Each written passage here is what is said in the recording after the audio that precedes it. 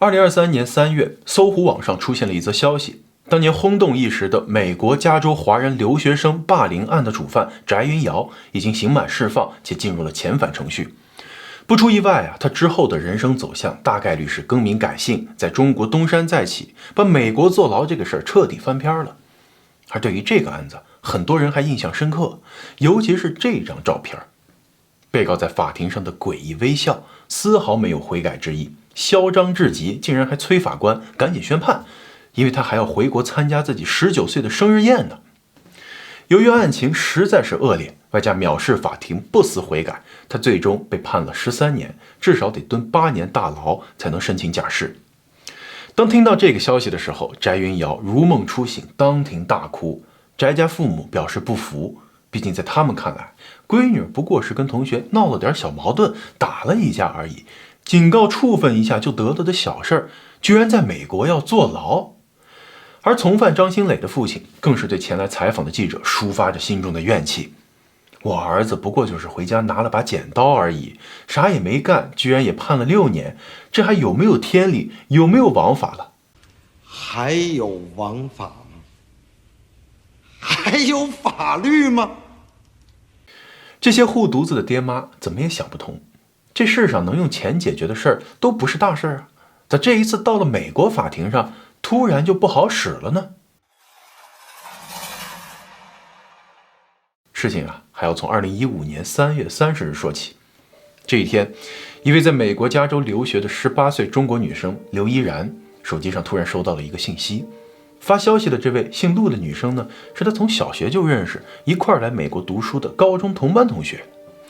陆同学邀请刘依然来附近商场的一间冰淇淋店小聚，说有事要跟她商量。如果换做以前，刘依然肯定想也不想就答应了，毕竟是从小就认识的好伙伴嘛，那出来吃点东西逛个街都是常事儿。可是这一次她却犹豫了，因为她跟这个发小的关系早已变得非常微妙，不再是之前无所不谈的好闺蜜了。本来想着就不理会就算了，但是陆同学却异常坚持，信息一条一条的发过来，语气和态度也变得几近哀求。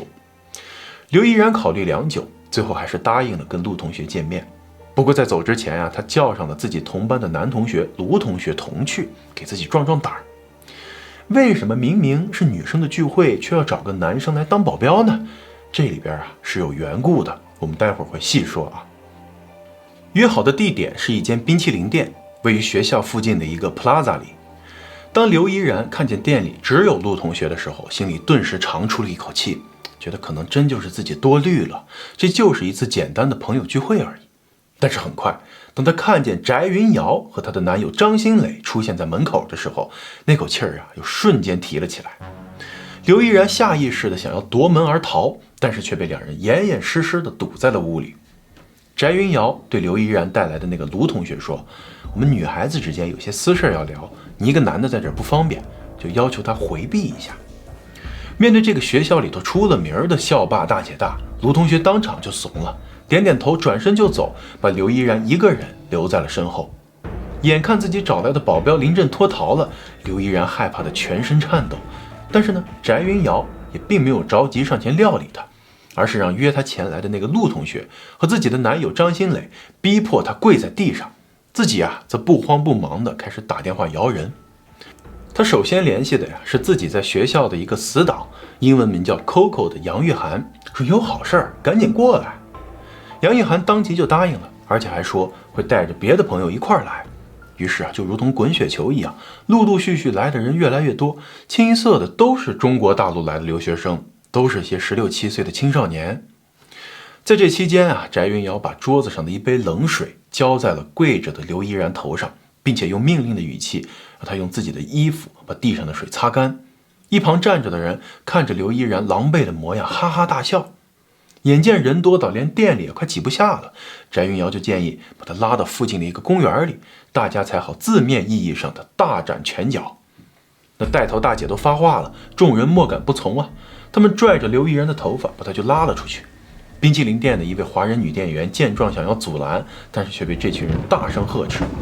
就这样，刘依然最后的一丝逃脱希望也破灭了。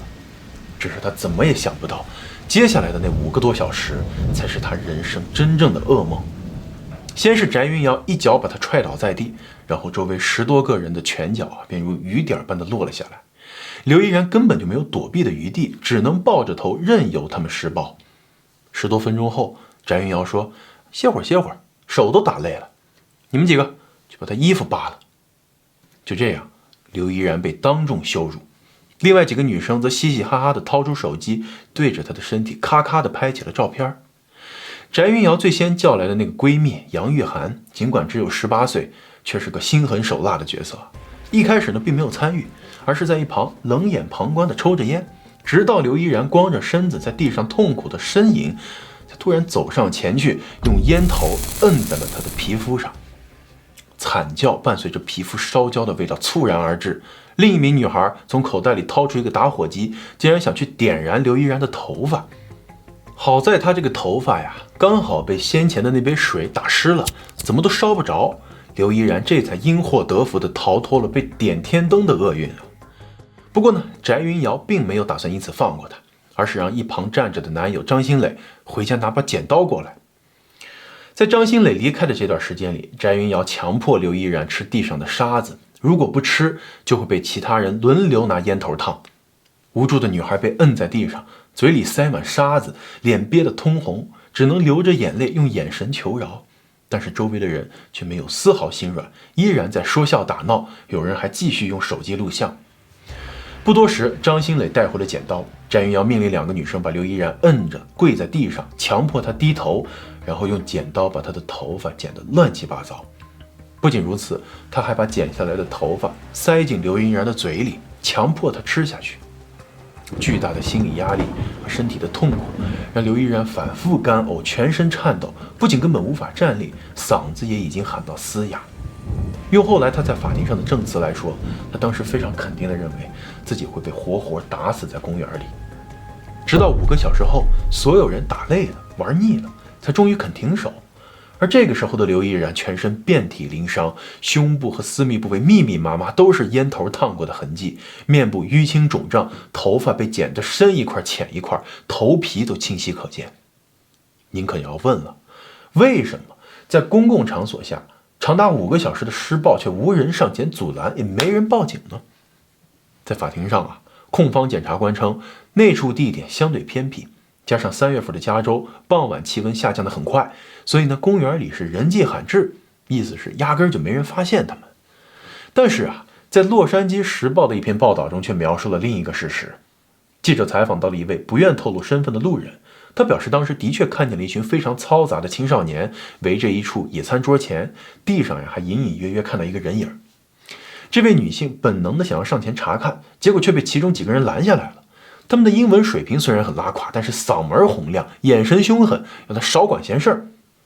不管是什么族裔，这一种成群结队出现的不良青少年呢，都是社会贻害，尤其是在喝大了喝嗨了的情况下，更是天不怕地不怕，一言不合就要开干，下手也不知轻重。就算是些健壮的成年男性看了都得绕道走，何况是一个手无寸铁只是跑步路过的女子呢？于是他就犹豫了一下，还是决定离开了。不过他回家后第一件事就是打电话报警。结果3个多小时后，警方回电说已经派人过去查看了，你说那地儿空无一人，并无异样啊。怎么说呢，也不能全怪警方的效率太低吧。那处叫做罗兰港公园的地方一直都是这类 teenager 聚会的重灾区，喧哗打闹、破坏公物、骚扰行人都是家常便饭。关键是这些年轻人个个精力充沛，行动敏捷远远的能看见亮灯的警察就一哄而散了，警察赶也赶不上，追也追不着这么老鹰抓小鸡儿的情况反复发生，警方也多少有些懈怠，重视的程度也就越来越低。然而也许正是警方的这种消极应对，给了这帮人一种这事儿不大的错觉。翟云瑶在结束施暴后警告刘依然，你可不许报警就算你报警也没用，我们10几个人都可以互相作证，啥也没干，你自己一张嘴，警察是不会相信的。你要是敢报警，保证让你下次吃不了兜着走。如果你寄宿家庭问起你脸上的伤，就说是你那个亲爱的卢同学打的。如果你这么说，我们这些人都会配合你作证的。只能说那个中途溜走的卢同学可能做梦都没想到，自己临阵脱逃丢下刘依然也就罢了，居然还要莫名其妙背起打人的黑锅，翟云瑶的狠毒可见一斑啊。而那个拿烟头烫人的杨玉涵，那威胁起人更加直白了，我们家在警察局里有人，你敢报警试试？弄不死你。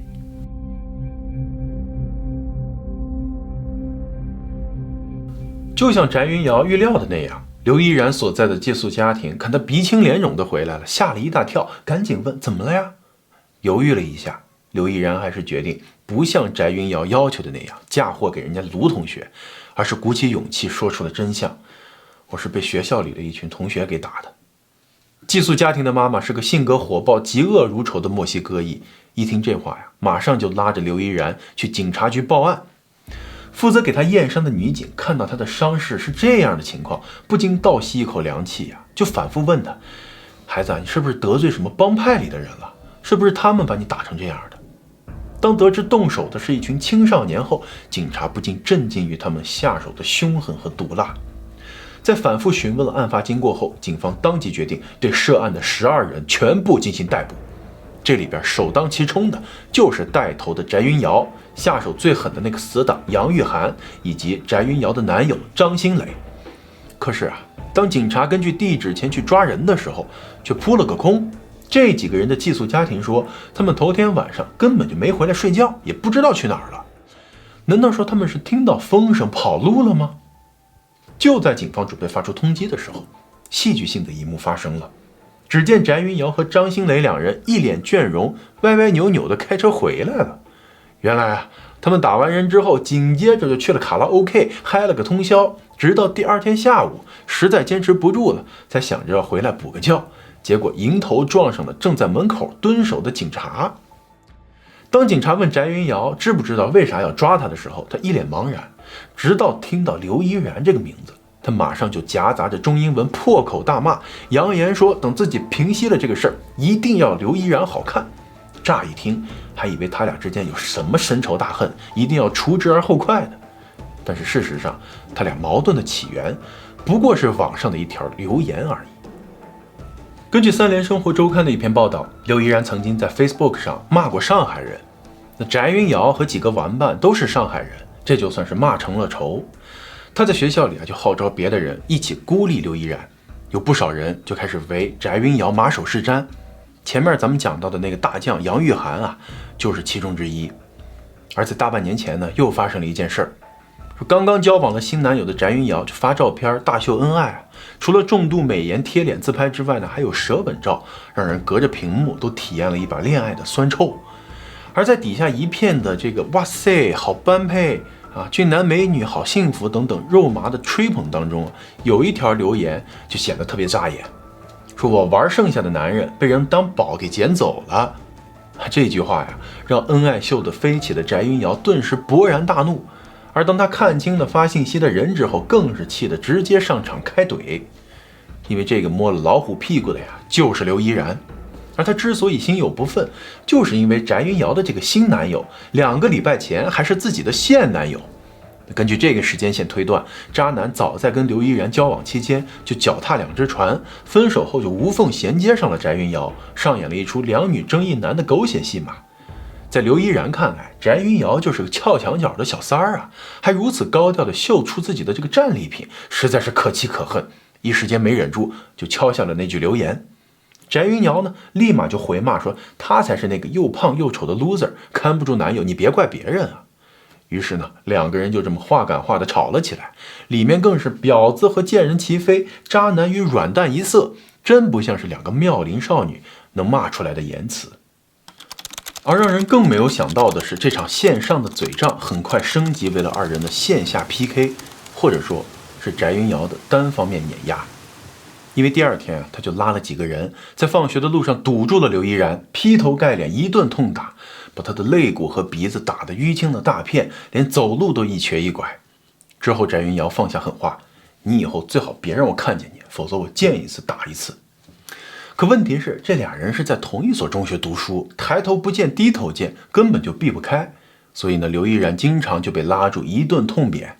而之前在网上还能跟翟云瑶互怼一下的他，在这样反复的殴打下，只能服软认输，甚至还会戴上口罩或者用化妆的方式掩盖脸上的伤痕，避免被寄宿家庭发现。只能说这些身处异国他乡才17、18岁的孩子，把成年人的勾心斗角、拉帮结派学了个十足十，而且还把里边的恶无限放大了。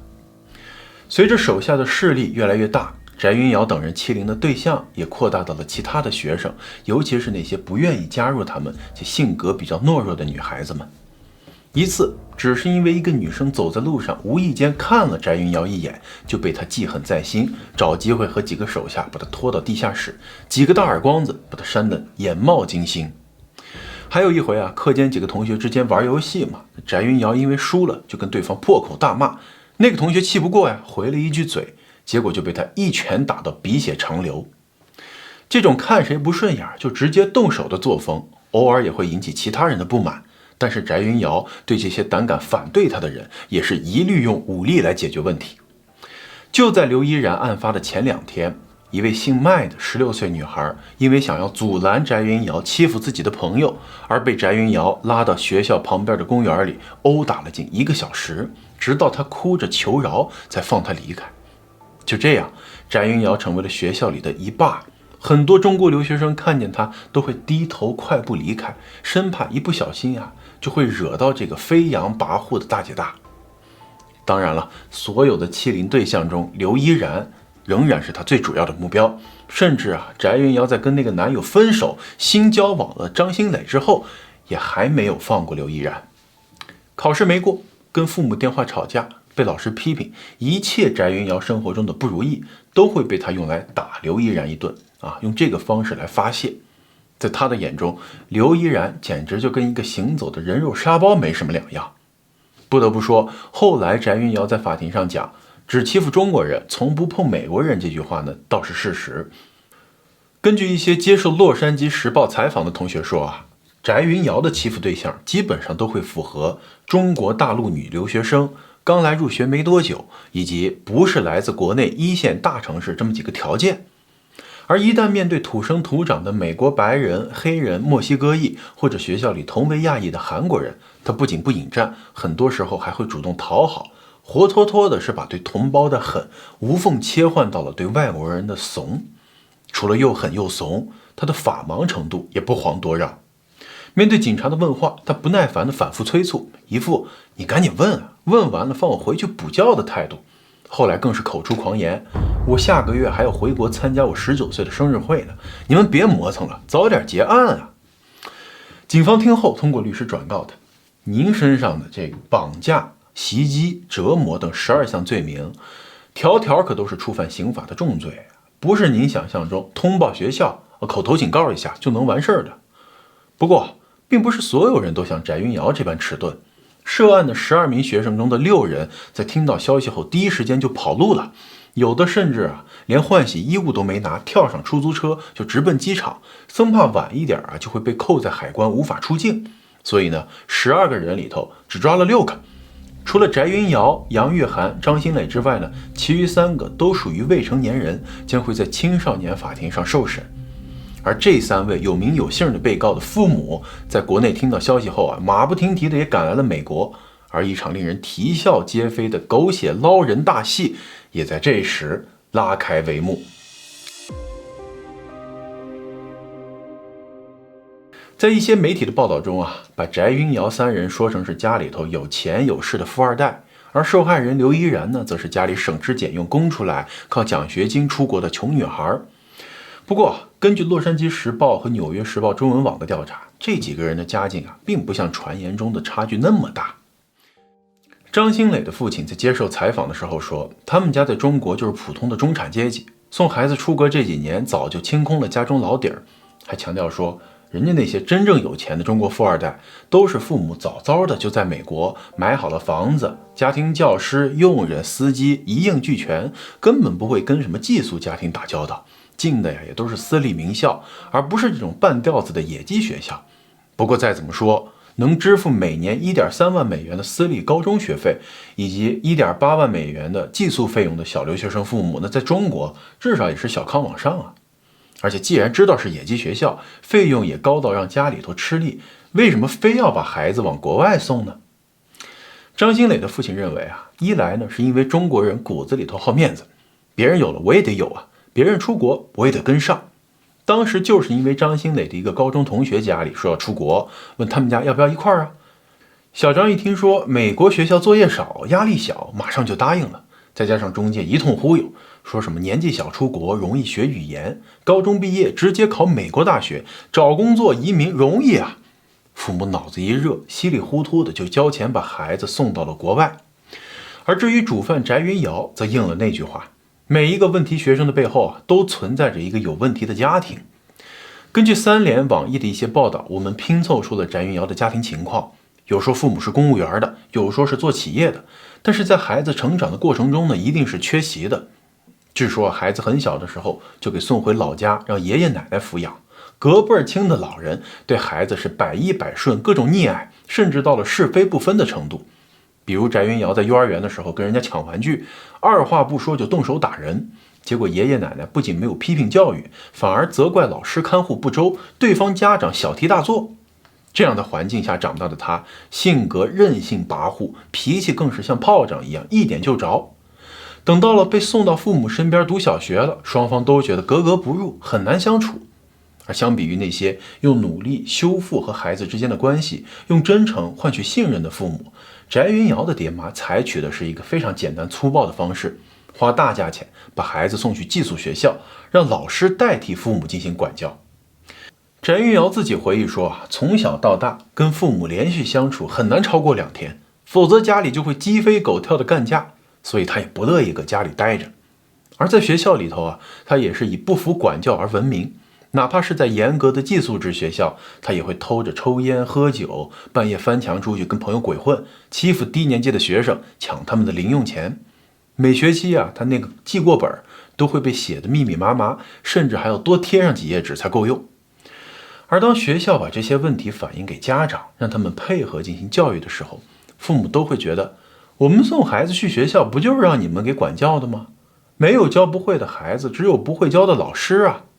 说急了就干脆给孩子转学，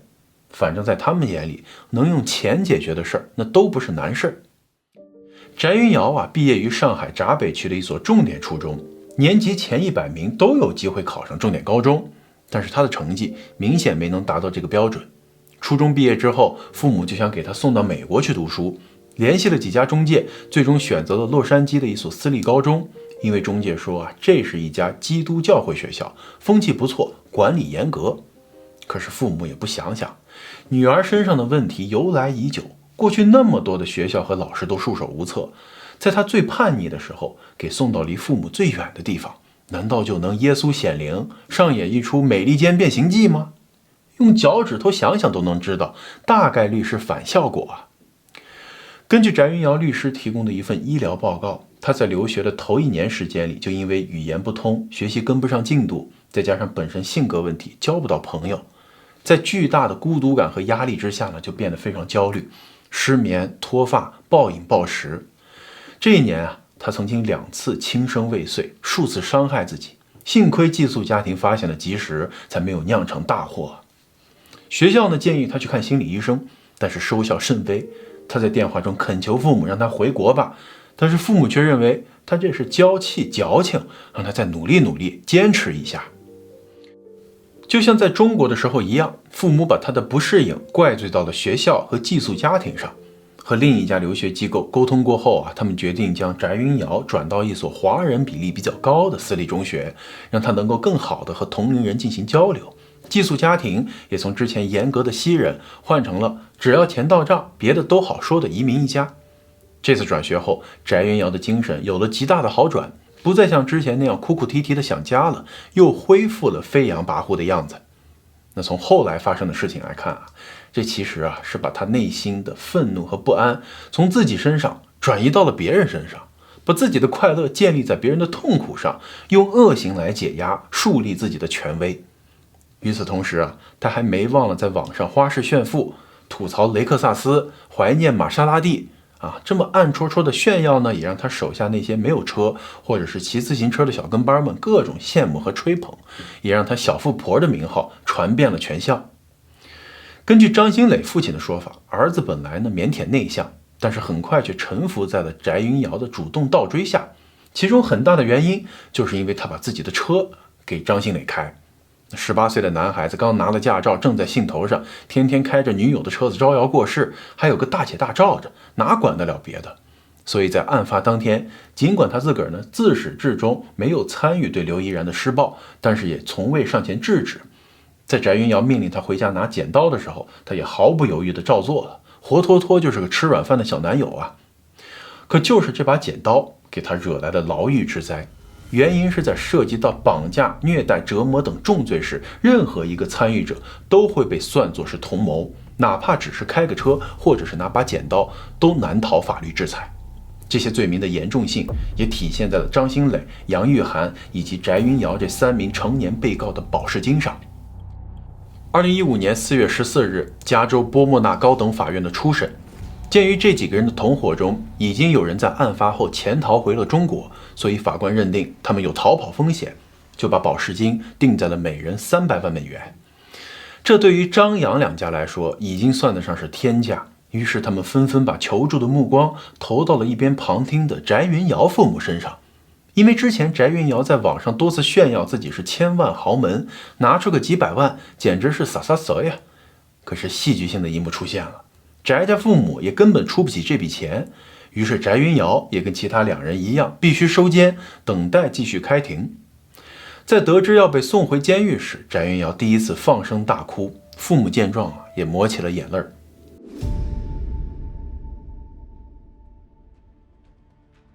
可是出不起保释金，却不代表超能力一点用都没有。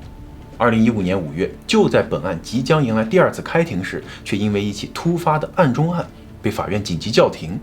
原因是检方表示，有一名被告的父亲因为涉嫌贿赂证人而被捕，即将面临行贿以及妨碍公正罪。尽管警方并没有公开此案的细节，但是网上有爆料说，这位家长的行贿目标除了受害人刘依然，还有之前提到过的曾经被翟云瑶殴打的16岁那位麦姓同学。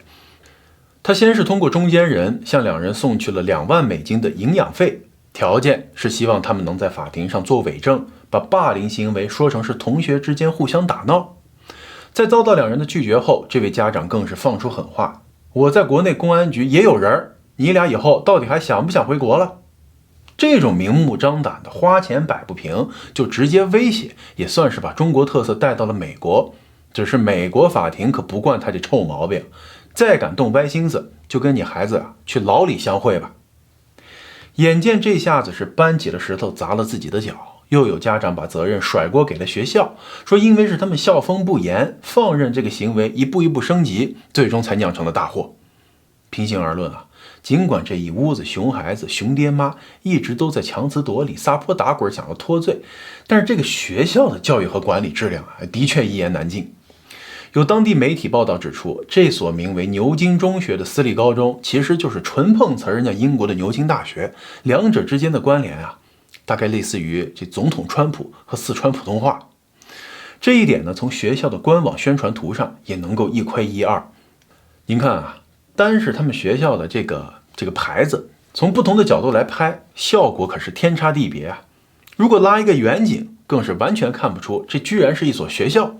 除了一个破旧的篮球架和排球网，几乎没有任何供学生室外活动的空间和设备。不仅是外部环境处于一个嘈杂的平价大卖场后边，里面的学习环境也是十分堪忧。这张光线可以直接拍出鬼片的图可是校方精挑细选出来做宣传图的教师照片实际的情况估计是脏乱差的根本没法看。不仅是学校的硬件条件比中国很多小县城的职高技校都不如，教师质量也是令人堪忧。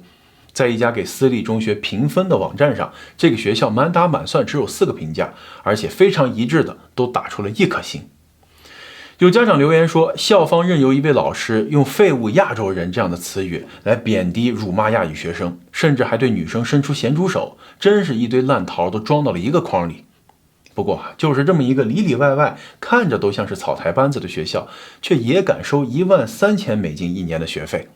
当然了，他们的主要客户群都是针对亚裔学生，其中中国大陆和韩国占了绝大多数。而且啊，这学校可能自己都觉得这么一个生源比例会让人坐实了它是个野鸡学校，所以只是在招生网站上说学生人数90人，国际学生人数80人。可是，在网站的另一页面，在这个学生族裔的构成里，就明晃晃地写着亚裔100%，真有点此地无银300两的意思啊。可是那些打算送孩子出国的父母们哪有这样的火眼金睛啊？根本看不出这里边藏着的门门道道，被忽悠的七荤八素之后，乖乖的奉上钞票。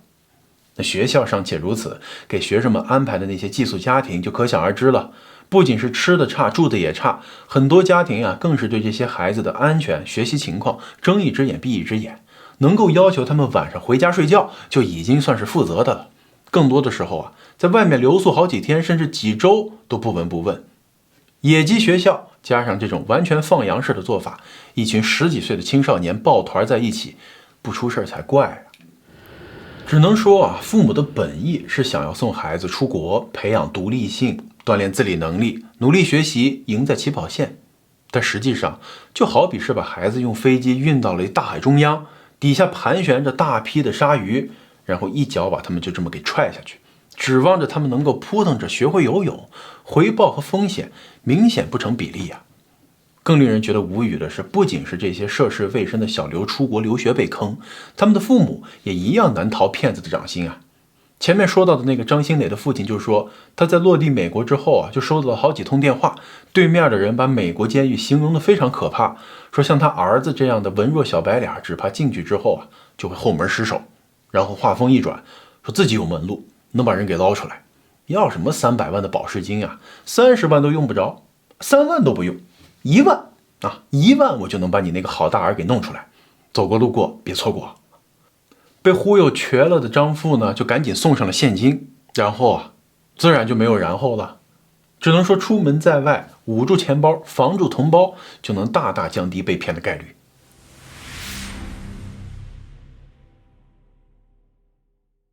2015年6月，法庭再次召开庭审，主犯翟云瑶愣生生把自己玩成了一个上台表演的主角。根据在场报道的中国新闻周刊记者高瑞描述，他不断对证人、男友张新磊，甚至旁听席的观众和媒体记者抛出愤怒、蔑视、嘲讽、不屑等神情，表情之丰富，令人叹为观止啊！而当看见受害人刘依然走上证人席之后，翟云瑶便两眼死死地盯着他不放，眼神非常凶狠。不仅如此，还不断地跟翻译抱怨说刘依然在说谎。法官看到他这副嚣张的态度，忍无可忍，警告他说：“你不可以在法庭上做任何表情动作，不许向翻译表达你的个人态度，这是法庭的规矩，懂吗？”看到法官勃然大怒，翟云瑶的态度才有所收敛。不过三人依然表示对12项罪名不认罪，于是本案进入了大陪审团程序。结果就在这时啊，另一个戏剧性的转折发生了。6个月后，6名潜逃犯中有一个叫卢正的被捕了。原来啊，他并没有跑回国，而是去外州的朋友家避风头了。从春分躲到了冬至，一躲就躲了9个月啊。最后因为无证驾驶被捕后，才发现原来他被加州通缉了。也许是被这9个月的逃亡生涯折腾得够呛，他几乎没怎么犹豫就认了罪，被判服刑3年。这个卢正的认罪啊，就将翟云瑶、杨玉涵和张新磊3个人放到了一个非常尴尬的位置。因为4个人涉及的是同一起案件啊，其中一个人已经认罪了，会对其他人的审判产生极为不利的影响。说白了就是这一条绳上的蚂蚱，一个已经掉下去了，剩下的谁都甭跑。于是在辩方和控方展开了长达2个月的讨价还价之后，最后双方各让一步。控方呢，取消了指控中最严重的酷刑虐待，保留了绑架、严重人身伤害、攻击等罪名，而辩方则说服3名被告认罪。律师啊，对翟云瑶实话实说，如果你坚持不认罪的话，那就只有走法庭程序，如果控方胜诉，那么你将会面临终身监禁。这个时候才终于意识到事情严重性的翟云瑶只得选择认罪，毕竟前者好歹还有出狱的机会，抗辩到底可能这辈子啊都要跟牢头大姐大为伴了。最后翟云瑶被判入狱13年，同案犯杨玉涵被判10年，而只是回家拿了剪刀的张新磊被判了6年。由于3人之前未能交付保释金而被收押，所以这段时间将会以1天做2天而计入正式刑期。根据美国法律，必须要服满刑期的75%才能申请假释。那这样算下来，翟云瑶的实际刑期不足8年，杨玉涵5年，张新磊则是3年多。他们将会在被假释后直接遣返回中国，并不需要在美国境内度过假释期。这也意味着监狱将会是他们在美国的最后一处住所。在正式入狱前，翟云瑶通过律师宣读了自己的一封道歉信，里面提到家人把他送到美国是为了让他有更好的发展，但是他却被自由冲昏了头。他希望大家能原谅他，给他一个机会重新做人。因为毕竟他犯罪的那5个小时只占了他19年人生中微不足道的一小部分，不能因为这一小部分而否定他整个人。平心而论这封信与其说是忏悔，不如说他是见着棺材终于掉了泪，但是依然不忘为自己狡辩。而且这封信并不长，措辞也很简单，但是依然由他的律师代为念诵。翟云瑶呢，全程在一旁用一张 A4 纸遮住脸，不知道他到底是羞愧难当，还是心中依然不服，演不出信里所说的诚心悔改，重新做人。又或者就像其他同学说的那样，他来了美国4年，依然说不好英语，就连这么一封信都需要别人来代劳。但是无论如何吧，美国监狱不仅能教做人，还能把英语给他教明白喽。这可不比他爹妈花大价钱送他去个野鸡学校划算多了。比如先前提到的那个张新磊，他对探监的父亲就提到，他的英语现在很好，以前是单词知道但是不敢说，现在到了牢里，身边不是美国人就是黑人和墨西哥人，一个华人也没有，逼着他这个张嘴练口语，一下子就提高了。而且现在身体都变好了，俯卧撑100个起步，500个也能挑战，日子是又充实又健康。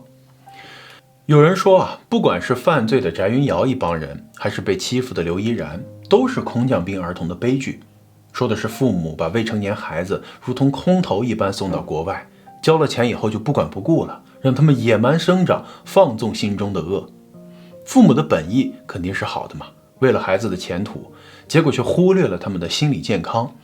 本来以为校园霸凌在中国那是件不出学校的小事儿，却不想在零容忍的美国法庭结结实实的吃到了苦头。只是本来可以用别的方式来上的这么一课，却要用数年的时间在监狱里完成，实在是得不偿失。最后我们想说的是刘依然是不幸的，因为他遭遇了普通人难以想象的霸凌，心理和生理上都遭受了巨大的创伤。这些伤痛也许需要很长时间，甚至一辈子才能去治愈，但他也是幸运的，因为美国警察和法庭都站在了他这一边，如同电影里面的超级英雄从天而降，惩恶扬善。联合国教科文组织在2019年公布的一项调查报告显示，全球学生中每3个人就有1个曾经或者正在遭受着不同程度的校园暴力。也就是说，还有千千万万个刘依然正在苦苦挣扎，更有千千万万个翟云瑶正在肆无忌惮的施暴。立法对校园暴力进行严惩，对施暴者零容忍固然非常重要，但是受害人出于恐惧而不愿意寻求帮助，也是霸凌事件日益猖獗的重要原因。令人唏嘘的是，知情人士透露，用烟头烫别人的那个杨玉涵，他刚来美国的时候呢，也被人欺负过。他本是校园霸凌的受害者，却没有告知学校和警察，而是选择反过来去霸凌别人。教育和提醒孩子不去做残忍的欺凌者，不做冷酷的旁观者，也不做沉默的受害人，是我们每一个人都必须负起的责任和道义。就像日本电影《告白》里面说的那样，如果这个人是邪恶的，那么我不必反复提醒自己，他只是个孩子。感谢收看 M2 档案。如果您觉得视频还不错，别忘了点赞、订阅支持一下。咱们呢，下期再见。